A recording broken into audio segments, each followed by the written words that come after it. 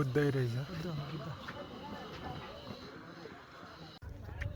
Finally guys हैन हामी चाहिँ यो गुम्बामा आइपुगेको छ। नारायणथान भन्दा माथि हो गुम्बा चाहिँ बबाल छ, बबाल सिन छ। तर के गर्नु, यहाँ जोडी जोडी आउनु पर्ने खालको ठाउँ रहेछ। जोडी छैन, पुन्टेस र मुजिमा आएको यस्तो छैन अवस्था, बिजोक छ अवस्था। टाढै रहेछ हो यो त चाहिँ।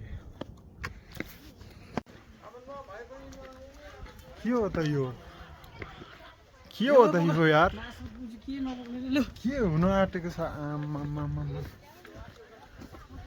गजबकै ठाउँमा आइपुग्यो है गाइड छैन। यो मन्जुश्री हो होइन, बुझ्दै रहेछ।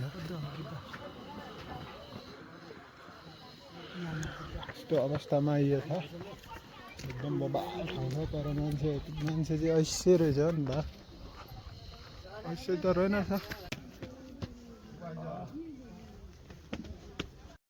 भगवान के हो त, बाफ रे बाफ, ठाउँ चाहिँ बबाल छ यो भाइ।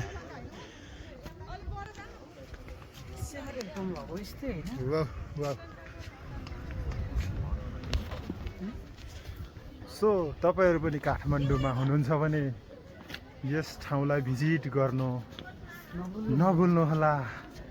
यस्तो खालको ठाउँ बारम्बार घुम्न पाइँदैन। भिरालो जमिनमा एकदमै राम्रो तरिकाले शानदार गुम्बा पार्क बनाइएका छन्। पार्क छ यतापट्टि हेर्नुहोस्, गुम्बा हेर्नुहोस्। अनि यो सबैभन्दा, यो गुम्बा पार्क भन्दा पनि सबैभन्दा यहाँको सबैभन्दा राम्रो चाहिँ के लाग्यो भन्दाखेरि यो के यो, तर अलिकति आज ठाउँ चाहिँ राम्रो रहन्छ।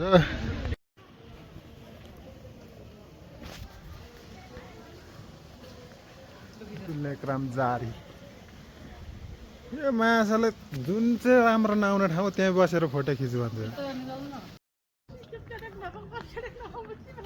कस्तो छ त वातावरण हेरौँ है त, धेरै वातावरण खराब छ।